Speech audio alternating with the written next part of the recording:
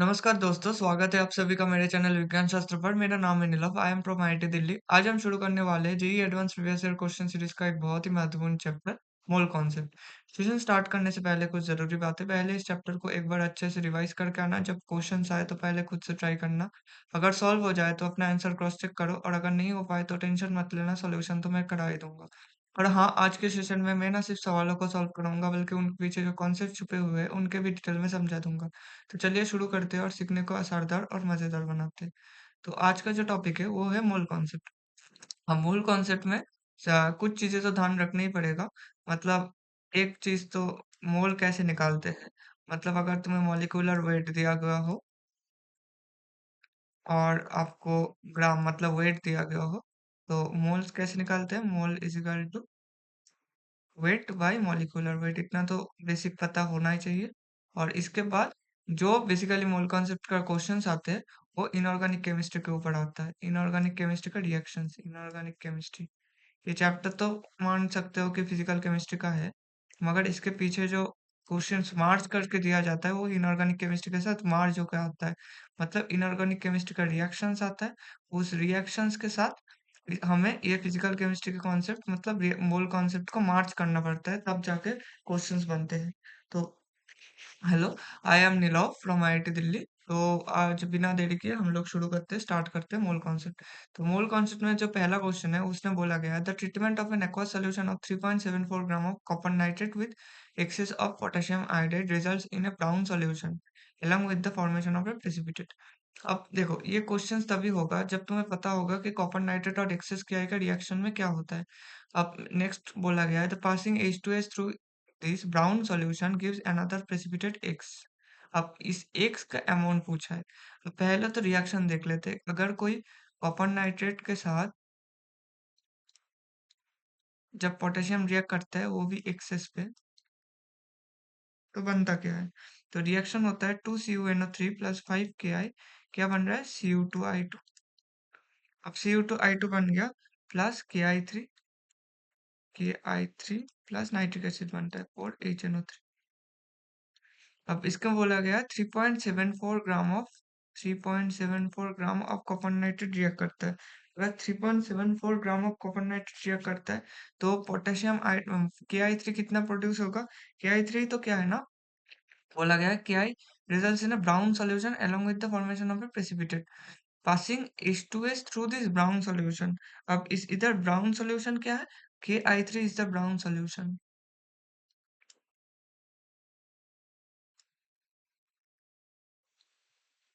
और Cu2I2 ये क्या है, precipitate।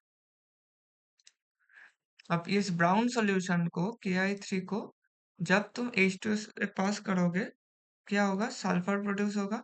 क्योंकि सल्फर इधर क्या है, -2, इधर ये सल्फर ऑक्सीडाइज होता है, oxidation of sulphur occurs, oxidation of sulphur takes place, plus क्या होता है, Ki plus Hi, Ki plus 2Hi। अब ये तो बात है। अब एक बात देख लो, इधर एक है कि पहले तो दिया गया है 3.74 ग्राम ऑफ कॉपर नाइट्रेट। इधर जो भी कैलकुलेशन होगा, सब कैलकुलेशन किस में होना चाहिए, मोल्स में होना चाहिए। तो मोल्स से पहले हमें किस में ले जाना पड़ेगा, पहले मतलब इस वेट को कन्वर्ट करना पड़ेगा मोल पे, वेट को कन्वर्ट करना पड़ेगा मोल्स पे। तो पहले molecular weight of copper nitrate निकालते हैं। Molecular weight of copper nitrate क्या होगा, होल टू, कॉपर का है 63 दिया हुआ है, इधर कॉपर का मैं इधर अप कर देता हूँ। हम्म, कॉपर का दिया हुआ है 63, तो कॉपर का 63 प्लस नाइट्राइट, इधर 2 मल्टीप्लाई कर देते हो पहले से ही, तो 14 प्लस 3 इंटू 16 48। तो इतना आता है 63 इंटू 2 इंटू 14 52 62। तो 63 प्लस 2 इंटू 62 मतलब 124। अब 7 और 187 ग्राम मोल इनवर्स। तो इसका जो मोल्स आएगा वो मोल्स में अलग से कर देता हूँ, वो आएगा 3.74 बाई 187 मतलब 0.02, 0.02 मोल्स आ रहा है। किसका आ रहा है 0.02 मोल्स कॉपर नाइट्रेट का। अब अगर इसका 0.02 मोल्स मतलब इसका 2 इसका 1 हो रहा है, इसका 2 मोल रिएक्ट करके इसका 1 मोल करता है, तो इसका 0.02 मोल रिएक्ट करके इसका 0.01 मोल बनाएगा। और अगर इसका 0.01 मोल बनेगा तो इसका 0.01 मोल रिएक्ट करके सल्फर कितना बन रहा है, produce sulphur is equal to 0.01 mole. तो हमें एग्जैक्टली पूछा है the amount of X in gram, मतलब ब्राउन सॉल्यूशन पास करने के बाद जो प्रेसिपिटेट बनता है, जो सल्फर एज ए प्रेसिपिटेट बनता है, ये सल्फर ही बनता है एज ए प्रेसिपिटेट, इसका वेट क्या होगा? तो weight of sulphur is equal to 0.01 into 32 is equal to 0.32, ये ग्राम में आएगा। तो इसका जो एक्चुअल आंसर होगा ये आएगा 0.32 ग्राम में। और मोल कॉन्सेप्ट से ज्यादा ना तुम्हें कैलकुलेशन ही देगा, मतलब एनईटी आएगा, मतलब न्यूमेरिकल बेस्ड क्वेश्चन ही आएगा। तुम्हें मतलब एमसीक्यू दिखने कम ही मिलता है, एमसीक्यू इधर से कम ही आता है, इधर न्यूमेरिकल बेस्ड ही आता है ज्यादा से ज्यादा। तो कैलकुलेशंस बहुत अच्छे से करना, गलती मत करना कैलकुलेशन पे। अब नेक्स्ट क्वेश्चन में देखो, नेक्स्ट क्वेश्चन में बोला गया है dissolving 1.24 gram of white phosphorus क्या होता है P4 in boiling sodium hydroxide solution in an inert atmosphere gives a gas Q. The amount of CuSO4 required to completely consume the gas Q. अब बोला गया है, पहले तो देख लेते हैं व्हाइट फास्फोरस P4 जब सोडियम हाइड्रोक्साइड से रिएक्ट करता है और ये रहता है रिएक्शन 3H2O, तो प्रोड्यूस क्या होता है PH3। अब सोडियम हाइड्रोक्साइड क्या है, बेस है, सोडियम हाइड्रोक्साइड बेस है, सोडियम हाइड्रोक्साइड बेस है तो पीएच थ्री करेगा, पीएच थ्री के साथ क्या फॉर्मेशन होगा, 3A NH2PO2। ये हम लोग का रिएक्शन है, just wait for a minute. हाँ, तो जो रिएक्शन होता है वो रिएक्शन क्या होता है, पीएच थ्री फॉर्मेशन होता है और 3NH2PO2 फॉर्मेशन होता है। तो इधर मुझे बोला गया है कि 1.24 ग्राम और व्हाइट फास्फोरस दिया गया है। व्हाइट फास्फोरस का कितना आता है, 31 आता है। तो अगर हम मॉलिक्यूलर वेट निकाले, मॉलिक्यूलर वेट ऑफ P4, तो वो कितना आएगा, 31 इंटू 4 मतलब 124 ग्राम। तो इसका अगर मोल मोल निकाले तो क्या आएगा, 1 पर वेट बाय मॉलिक्यूलर वेट, तो 1.24 बाई 1 124, तो 0.01 मोल आता है। तो बोला गया है कि गिव्स ए गैस क्यू, तो ये गैस क्या है, पीएच थ्री। अब इसका 1 मोल रिएक्ट करके इसका भी 1 मोल फॉर्मेशन होता है, P4 का 1 मोल रिएक्ट होके पीएच थ्री का भी 1 मोल आता है। तो पीएच थ्री का अगर P4 का 0.01 मोल रिएक्ट करता है तो इसका भी 0.01 मोल फॉर्मेशन होता है।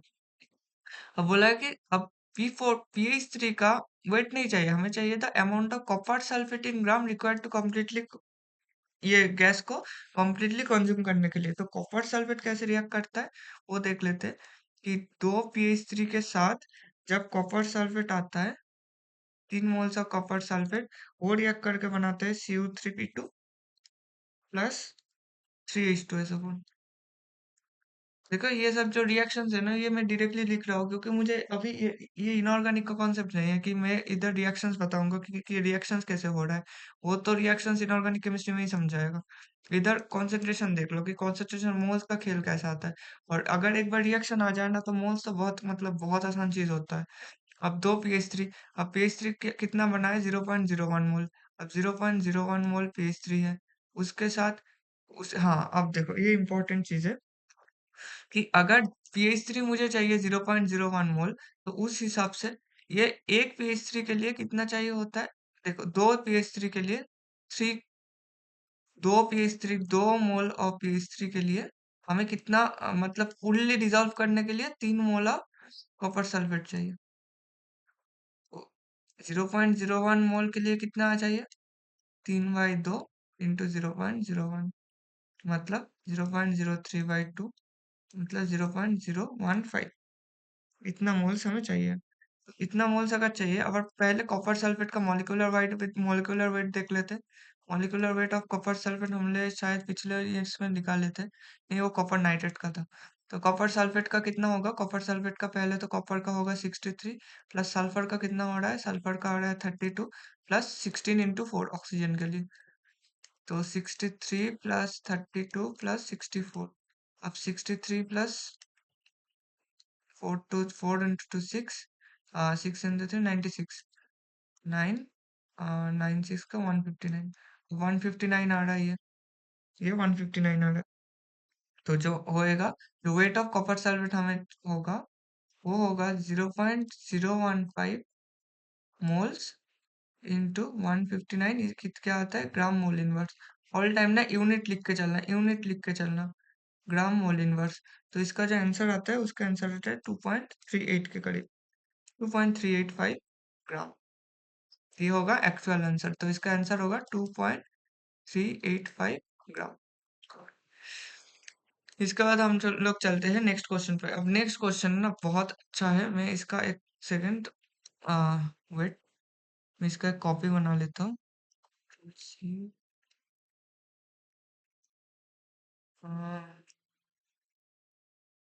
क्योंकि ये क्वेश्चन बहुत ही ज्यादा लेंदी है, तो मैं पेज लगेगा extra.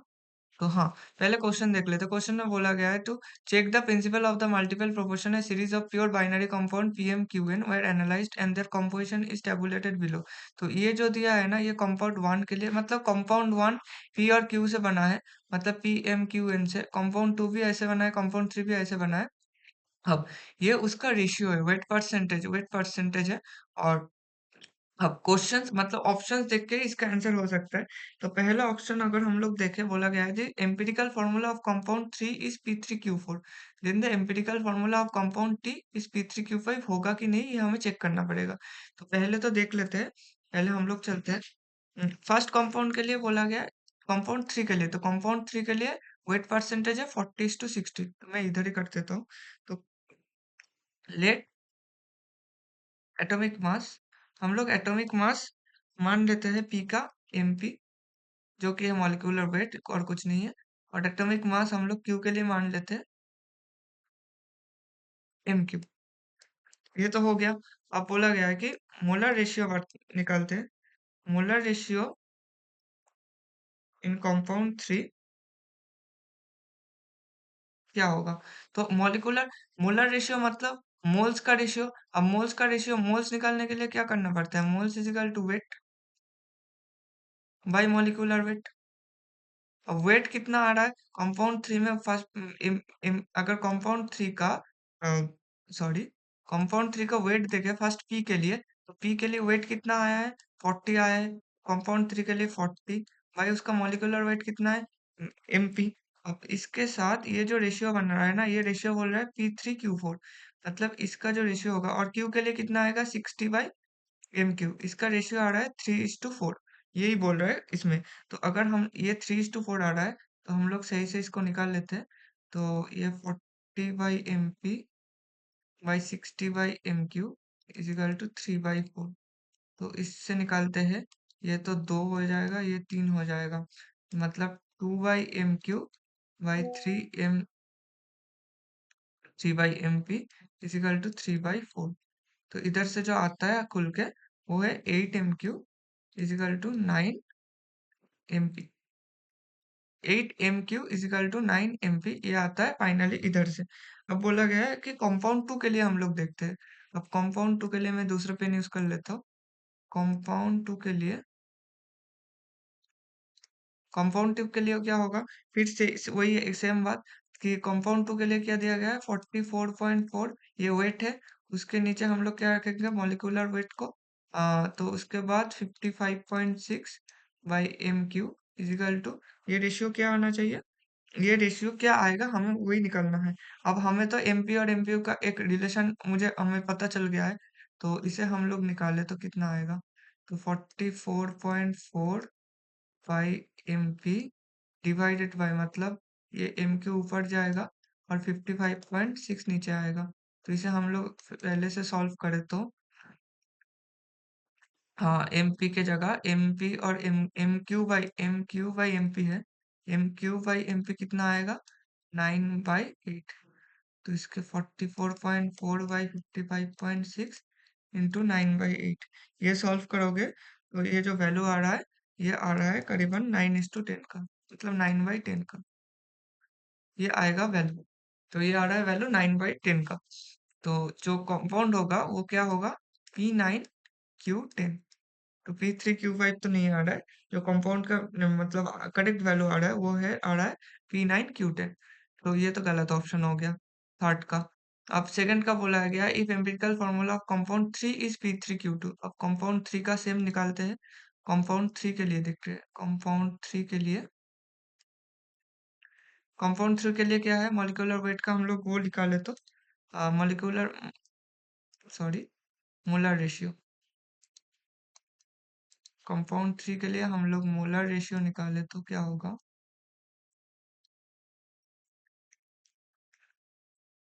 40/mp is to 60/mq is equal to 3:2। ये दिया गया है क्वेश्चंस पे, क्योंकि P3Q2 इधर बोला गया है। बोला गया था atomic weight of element P is 20 then atomic weight of Q is 45। ये हमें चेक करना पड़ेगा, ये Q का वैल्यू हमें चेक करना पड़ता है।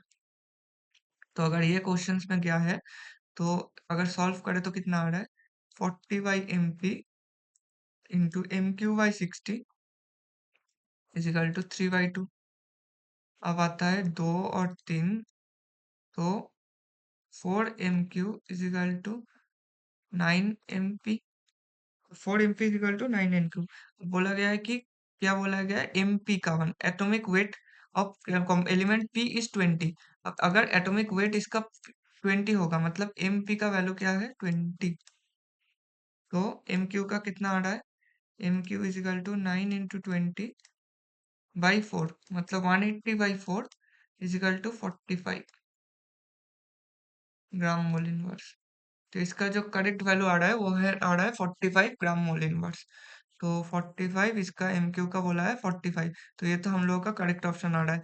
अब बोला गया है कि if empirical formula of compound 2 is PQ then the empirical formula of compound 1 is P5Q4। अब एम्पिरिकल फॉर्मूला कंपाउंड 2 के लिए बोला गया है कि PQ, मतलब P का एक आ रहा है, Q का एक आ रहा है। तो हम लोग अगर कंपाउंड 2 के लिए देख लें, कलर चेंज कर लेता हूँ। कंपाउंड 2 के लिए देख ले, कंपाउंड 2 के लिए कितना आ रहा है। अगर मोलर रेशियो निकाले कंपाउंड 2 के लिए, मोलर रेशियो हम लोग निकाल ले, तो वो कितना आएगा, 44.4 55.6। 44.4 तो उसका वेट था, उसके नीचे एमपी आएगा मॉलिक्यूलर वेट, अब 55.6 बाई एमक्यू, ये हम लोग का रेशियो आएगा।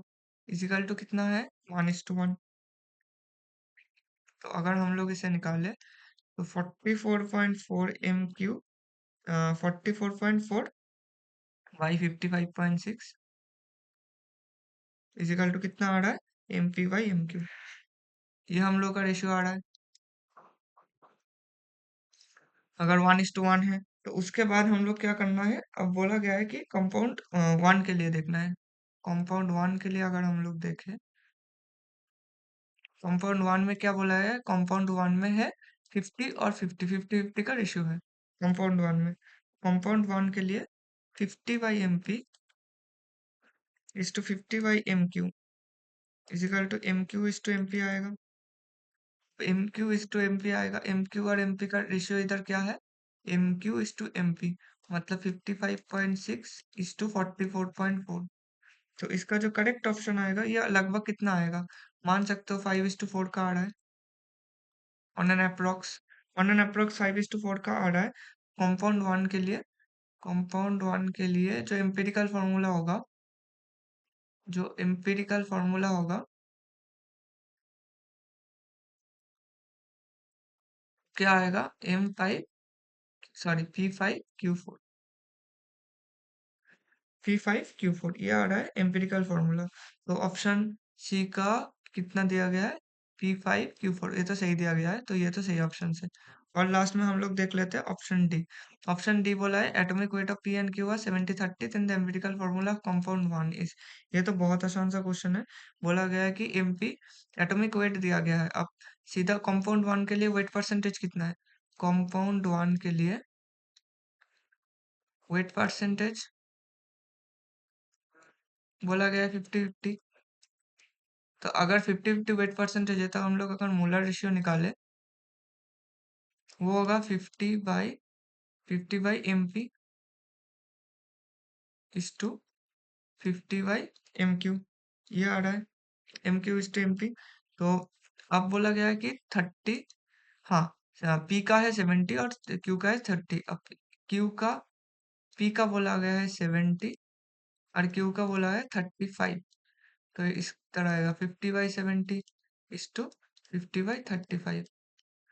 और ये क्या कट जाएगा, और ये दो, और ये एक। तो ये क्या हो रहा है, 1:2। तो जो एम्पिरिकल फॉर्मूला आ रहा है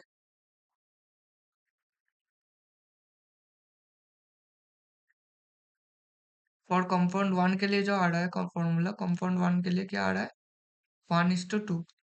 मतलब पी क्यू टू आ रहा है हम लोगों का फॉर्मूला। और इधर दिया गया है compound Q is P2Q। P2Q तो नहीं आएगा क्योंकि क्यू टू टाइम्स है, क्यू टू टाइम्स है। P क्यू का आ रहा है, क्यू क्यू इधर जाएगा ना, क्यू इधर जाएगा तो टू टाइम्स हो जाएगा। तो रेशियो आ रहा है 1:2। 2:1 आता तो P2Q होता। तो ये तो गलत ऑप्शन हो गया है। तो इसका जो सही ऑप्शन होगा वो आएगा बी और सी। इसके बाद हम लोग चल लेते हैं नेक्स्ट क्वेश्चन पे। नेक्स्ट क्वेश्चन में बोला गया है कि पहले तो रिएक्शन हमें पता ही है, ये ऑर्गेनिक केमिस्ट्री का रिएक्शन है, इनऑर्गेनिक का थोड़ा कम ही लगता है। मतलब reaction of x gram of SN with HCl quantitatively produces salt, entire amount of the salt react with y gram of nitrobenzene in the presence of required amount of HCl to produce 1.29 gram of organic salt. Reaction हम लोग अगर देखें तो reaction तुम लोगों को पता ही होता है कि 3n+6 HCl हम लोग प्रोड्यूस करें तो रिएक्शन क्या होता है, SN+HCl प्लस, मतलब नाइट्रोबेंजीन को कन्वर्ट करके क्या बना देता है, NH2 एनिलीन में कन्वर्ट होता है, एनिलीन प्रोड्यूस्ड होता है। अब ये जो amount of salt reacted with y gram of nitrobenzene, ये y ग्राम नाइट्रोबेंजीन के साथ इन the presence of required amount of HCl। अब इसके साथ क्या बनता है, एनिलीन के साथ बनता है एसएन, जो था जीरो ऑक्सीजन, एसएन ऑक्सीडाइज होता है, ऑक्सीडाइज होता है, 3SnCl2 बना देता है और 2H2 निकलता है। अब ये aniline in the presence of HCl क्या फॉर्म होता है, एक सॉल्ट प्रोड्यूस होता है। इस सॉल्ट का नाम है NH3+Cl-, एनिलियम क्लोराइड, एनिलीनियम क्लोराइड। ये सॉल्ट प्रोड्यूस होता है। अब क्वेश्चन में क्या बोला है उसके साथ हिसाब करके कर लो। बोला गया x gram of SN reacts with HCl। अब इसका क्या, x ग्राम रिएक्ट करता है तो with SN to produce a salt. Entire amount of salt react with y gram of nitrobenzene. Nitrobenzene का कितना है, y ग्राम in the presence of HCl to produce 1.29 gram of an organic salt. तो जो produce हो रहा है वो हो रहा है कितना, 1.29 ग्राम, 29 ग्राम। तो इसका अगर हम लोग मॉलिक्यूलर वेट देख ले तो मॉलिक्यूलर वेट कितना होगा, मॉलिक्यूलर वेट देख ले तो पहले तो बेंजीन का, कार्बन का 72 मान लो, 72, और 5 हाइड्रोजन है तो 5 हाइड्रोजन का 5 और नाइट्रोजन का 4 और 3 इधर हाइड्रोजन आ रहा है। 3 अगर हाइड्रोजन आ रहा है तो इसका 3 आएगा, प्लस कितना आएगा, क्लोरीन का आएगा 35। तो इसका आ रहा है 129 ग्राम।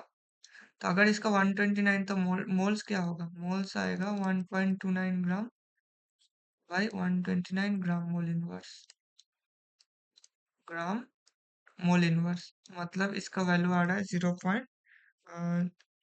इसका 120, कितना दिया था, 1.29, मतलब 0 पॉइंट, हाँ, 01 मोल्स। इसका आ गया 0.01 मोल ऑफ एनिलीनियम क्लोराइड। अब देखो, इधर इधर रिएक्शन से हम लोगों को पता है कि इसका मतलब एनिलीन का एक या फिर नाइट्रोबेंजीन का 1 मोल रिएक्ट करता है तो प्रोड्यूस होता है 1 मोल ऑफ एनिलीनियम क्लोराइड।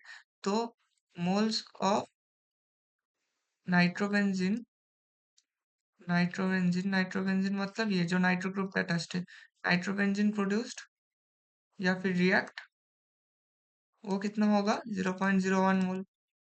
अब नाइट्रोबेंजीन का भी 0.01 मोल है तो, और मोल तो उसका वाई निकाल देते हैं। तो मॉलिक्यूलर वेट ऑफ नाइट्रोबेंजीन कितना है,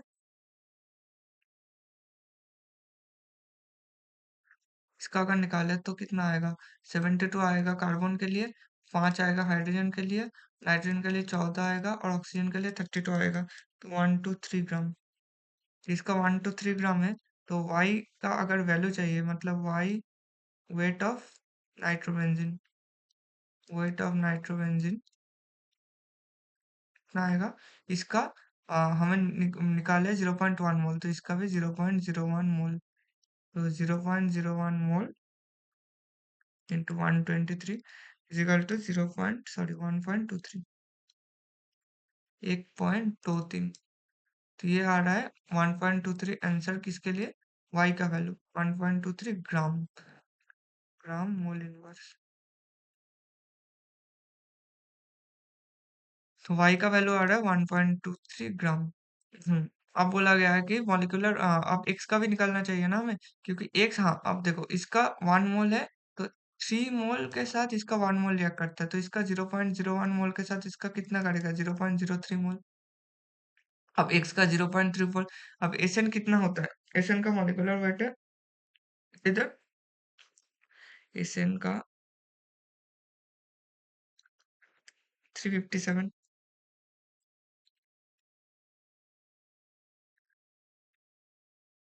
बाई 3। हम्म। 357/3 कितना आएगा? जो भी आएगा। हाँ, अब तो X का वैल्यू क्या होगा? X वेट, X का आएगा 0.03 मोल इंटू 357/3, मतलब 0.01 इंटू 357, मतलब जो वैल्यू आ रहा है वो आ रहा है 3.57 ग्राम। ये आ रहा है एग्जैक्टली आंसर। अब Sn का 119 बोला दिया गया है, तो ये तो सीधा लिख दो, 119 ग्राम मोल इनवर्स। हाँ, तो यही था।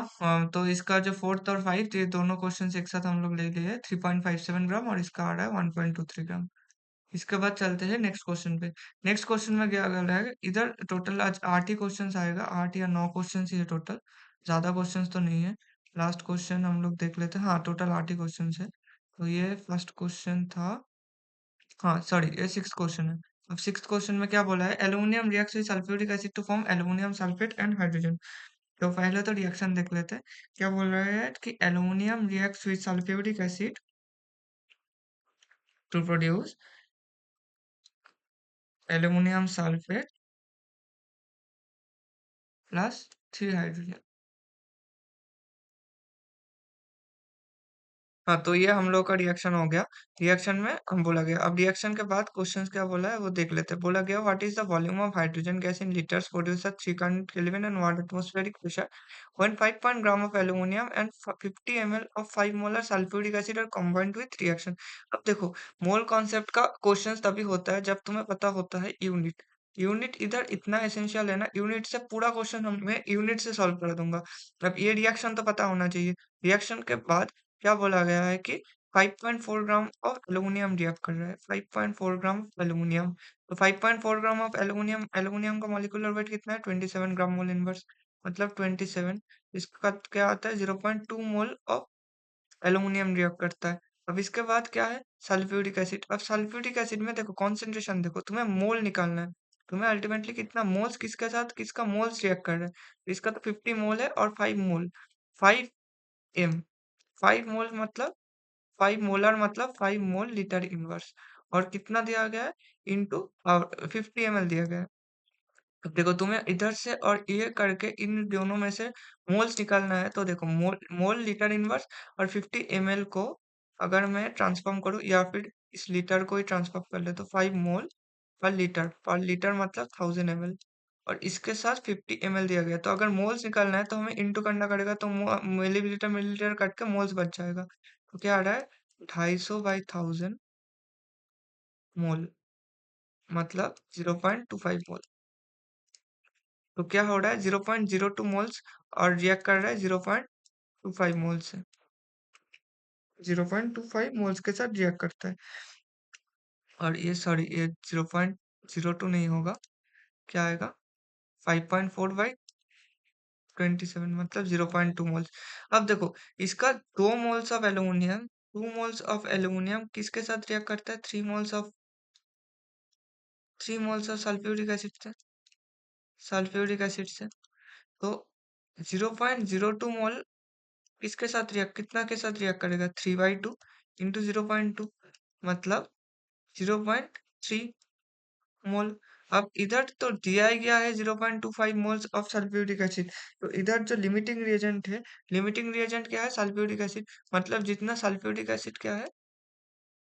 Sulphuric acid reacts as the limiting reagent।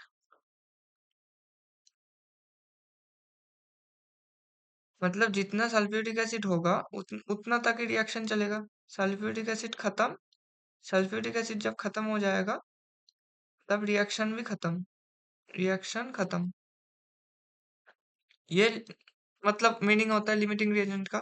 तो अगर लिमिटिंग रिएजेंट के हिसाब से चले तो 0.03 मोल ऑफ एल्युमिनियम रिएक्ट करके बोला गया है कि इतना हाइड्रोजन आएगा।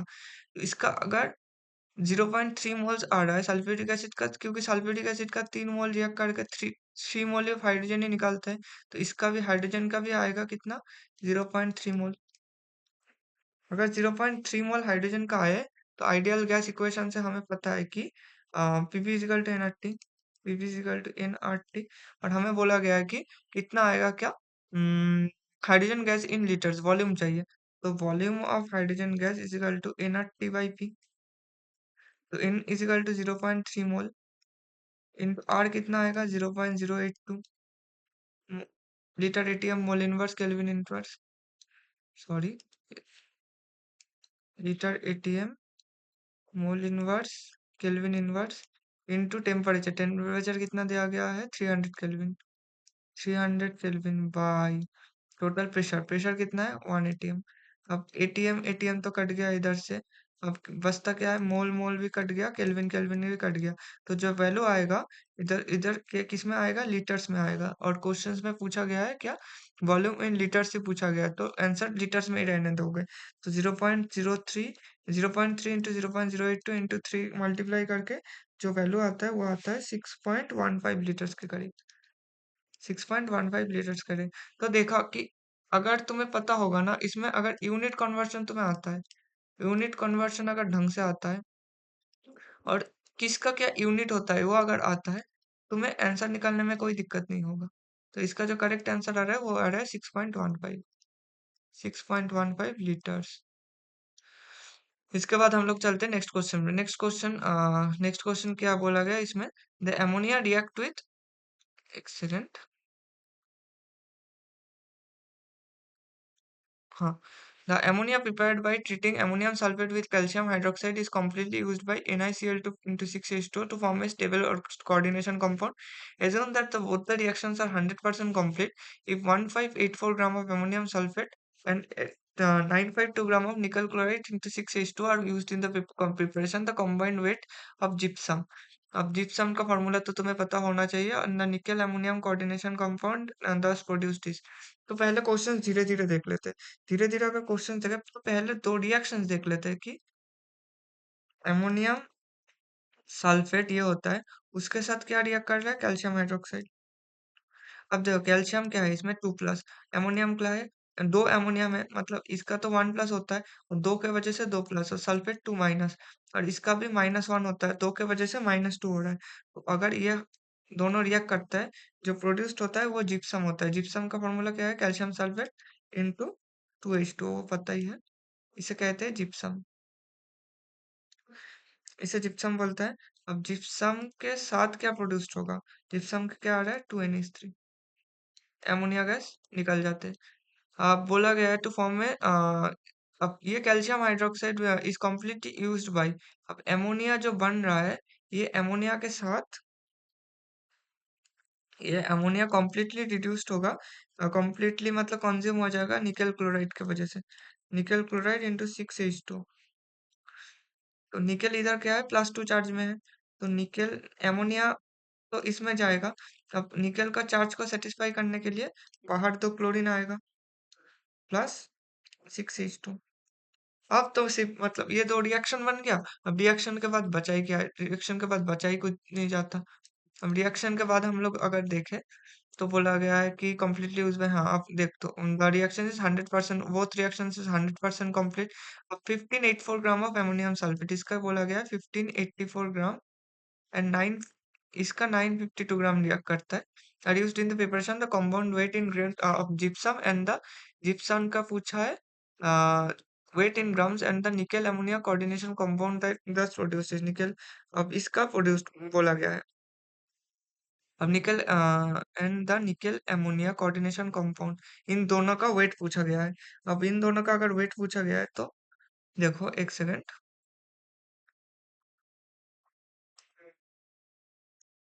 हाँ तो इसमें दोनों का मतलब टोटल वेट पूछा गया है। अब टोटल वेट पूछने गया है तो इसका हम लोग मोल्स निकाल लेते हैं। पहले तो मॉलिक्यूलर वेट निकालते हैं। पहले molecular weight of ammonium sulphate कितना आएगा? इसका आएगा 2 इंटू नाइट्रोजन का 14 प्लस 4 हाइड्रोजन का प्लस सल्फर का 32 आएगा और इसका आएगा 64। तो इसका टोटल आ रहा है इसका टोटल जितना भी आएगा हम मैं एक बार कैलकुलेट कर लेता हूँ। कैलकुलेटर कहाँ है?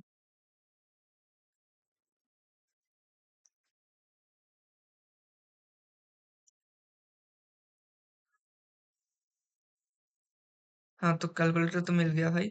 अब कैलकुलेटर हाँ तो तुम 2 इंटू 14 प्लस 4 मतलब 18। 18 इंटू 2 36 होगा। 36 प्लस 64 प्लस में कितना आएगा 32।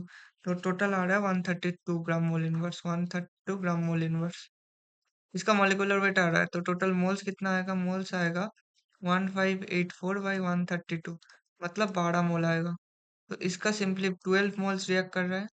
इसका 12 मोल्स रिएक्ट करके जिप्सम निकालते हैं और तो इसका 12 मोल्स आएगा तो अमोनिया का कितना आ रहा है 24 मोल्स। तो इसका 24 मोल्स रिएक्ट करता है। 24 मोल्स रिएक्ट करके कितना हाँ अब जिप्सम का भी वेट पूछा है ना शायद। हाँ अब जिप्सम इसका 12 मोल्स रिएक्ट करके इसका भी 12 मोल्स बनाएगा। अब जिप्सम का मॉलिक्यूलर वेट निकाल देते हैं। जिप्सम का मॉलिक्यूलर वेट कैल्शियम का 40 आएगा। कैल्शियम का 40 के बाद सल्फर का 32 प्लस 64 तो कितना आ रहा है? और